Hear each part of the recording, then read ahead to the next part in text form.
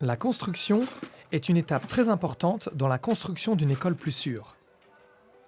Tout le travail des étapes précédentes, préparation, planification et conception, est compromis si les modalités de construction ou les matériaux sont médiocres. Il y a 3 phases à cette étape. Phase 1. Renforcer les compétences locales. Phase 2. Surveiller la construction. Phase 3. Pratiquer la sécurité et en parler. Ces phases sont souvent simultanées. Les phases 1 et 2 servent à ce que l'école soit capable de résister aux aléas. La phase 3 crée une culture de la sécurité à l'école et dans la collectivité. La première phase est de renforcer les compétences locales. Pour une école plus sûre, les bâtiments doivent être construits avec des techniques de construction anti-aléas. Il s'agit des techniques d'assemblage du bâtiment. Ce sont des techniques éprouvées venant de bâtiments qui, grâce à elles, ont tenu lors de catastrophes.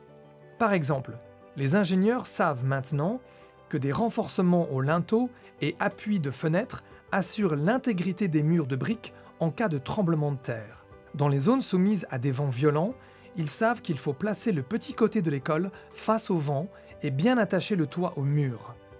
Parfois, il suffit d'une toute petite courbure dans une barre d'armature.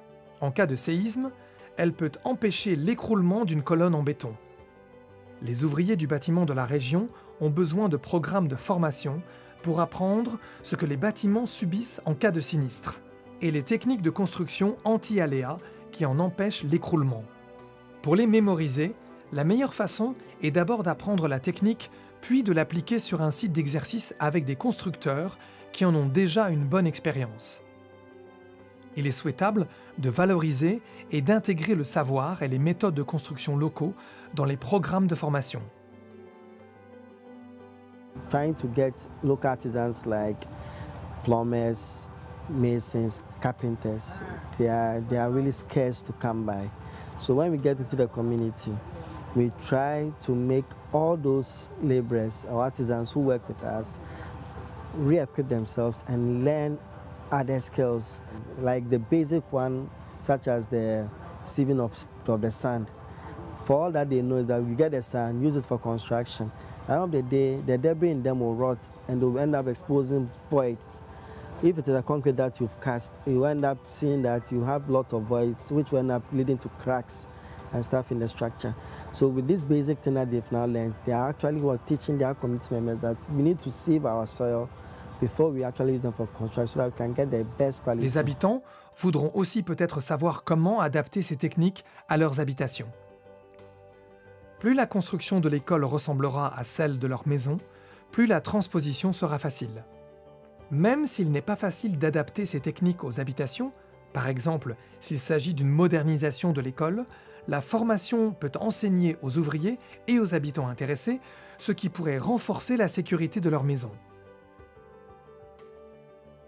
जो सेन्सेटले तालिम दिनुभन्दा अगाडि के छ भने त कि अहिले पनि छ कस्तो भने घर बनाउँदा मान्छेहरूले पिलर र बिमहरूको कनेक्सन जोइन्टहरू हुन्छ नि त त्यो जोइन्टहरूलाई चाहिँ नि जस्तो 3 इन्ची हुक 4 इन्ची हुक गरेर डन्डीको मोटाइको जुन जोडाइ छ त्यो जोडाइ पुर्याएको हुँदैन अझ जस्तो डन्डीको मोटाइको थिकनेस अनुसार अब 60 डाया चाहिँ नि हुनुपर्छ भन्ने छ जस्तै बिम र पिलरको जोड्ने र त्यसलाई नै फलोअप अहिले पनि नगरिरहेका छन् तालिम जुन प्राप्त नगर्नु भएका हाम्रा मिस्त्री दाजुभाइहरूले हैन तर हामीले चाहिँ त्यहाँबाट पश्चात तालिम पाइसकेपछि हामीले पूर्ण रूपमा त्यही प्रविधि मात्र अपनाइराखेको छौं. Les ingénieurs locaux, les fonctionnaires, les inspecteurs et autres spécialistes profiteront aussi de ces formations. Dans de nombreux pays, ces spécialistes n'ont pas toujours connaissance des enseignements durement acquis lors de catastrophes en d'autres lieux. Les inspecteurs et ingénieurs de la région s'intéresseront sûrement à ce qu'ils doivent rechercher dans un bâtiment pour être sûrs qu'il résiste en cas de catastrophe. En phase 2 de surveillance de la construction, on veille à ce que les matériaux utilisés soient résistants et correspondent aux spécifications. La surveillance est aussi nécessaire pour veiller à la bonne qualité de la construction. Les ingénieurs qui étudient pourquoi les catastrophes causent des dégâts aux écoles constatent souvent que c'est à cause d'une construction médiocre. Parfois, les briques sont si fragiles qu'on peut les casser à la maison, et les bois de charpente arrivent gauchis et inutilisables.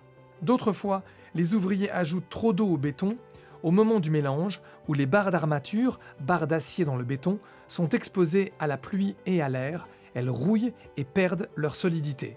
Pour éviter ce genre de problème, l'ingénieur concepteur explique la conception de l'école et les techniques anti-aléas aux ouvriers en bâtiment. Le responsable du programme veille à ce que l'ingénieur soit disponible pour répondre aux questions des ouvriers pendant la construction. L'ingénieur doit aussi valider les modifications apportées à la conception pour qu'elles n'affectent pas la solidité de l'école. Le responsable de programme retient aussi les services d'un inspecteur indépendant pour surveiller la construction. L'ingénieur chargé de la conception est un bon choix. Ce recrutement est la principale responsabilité déontologique du responsable de programme pendant la construction. Dans l'idéal, cet inspecteur ou l'ingénieur est sur le chantier tous les jours. Il est présent au minimum pour les tâches importantes, avant et après la pose des fondations, à l'élévation des murs et à la fixation du toit. Lors de la livraison des matériaux sur le chantier, l'inspecteur vérifie leur qualité et leur résistance. Pendant la construction, l'inspecteur surveille aussi que les ouvriers suivent précisément les plans.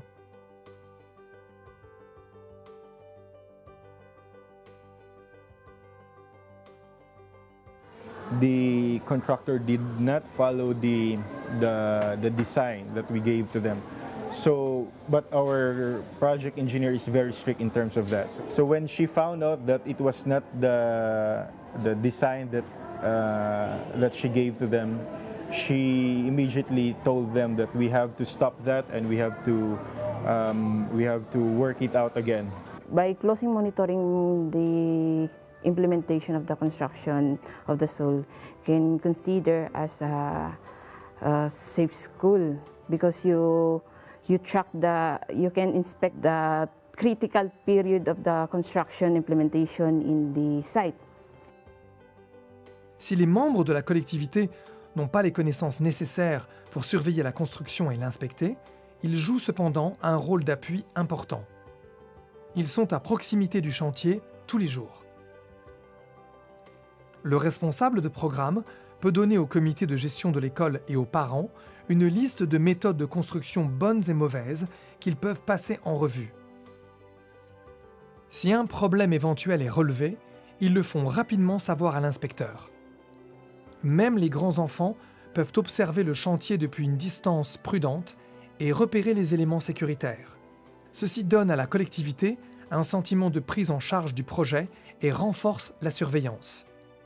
It is very important, it's very essential that we must be involved. It is because that the building itself is not anyone's possession, but it is really the children, it's really the students who will be occupying it, and therefore it is very important that they must know the essentials of being safety. The building itself must really be of good standard materials must be used, and therefore monitoring is essential and beneficial. I learned many stuffs like the building construction itself, the primary roofing like that, and we should know our safety and we should consider everything in the around and inside the building itself. Safety first. Safety first. La dernière phase 3 consiste à pratiquer la sécurité et à en parler. Ces projets sont l'occasion de créer et de mettre en pratique une culture de la sécurité qui perdurera après l'achèvement du projet. Pendant la construction, l'entrepreneur dresse des barrières pour éviter que les enfants curieux ne se mettent en danger. Le responsable de programme ou l'ingénieur explique aussi à tous les tâches à réaliser et comment les réaliser en toute sécurité. Le responsable de programme s'assure tout spécialement que les bénévoles de la collectivité, qui ne connaissent sans doute pas bien les modalités de construction, apprennent les règles de sécurité. Même pour les simples curieux, il faut encourager la sécurité. Des panneaux ou affiches de signalisation permettent d'expliquer le déroulement de la construction pour protéger travailleurs et futurs élèves. Des visites du chantier pour les habitants curieux donnent aussi l'occasion de montrer les nouvelles techniques anti-aléas que les ouvriers mettent en œuvre.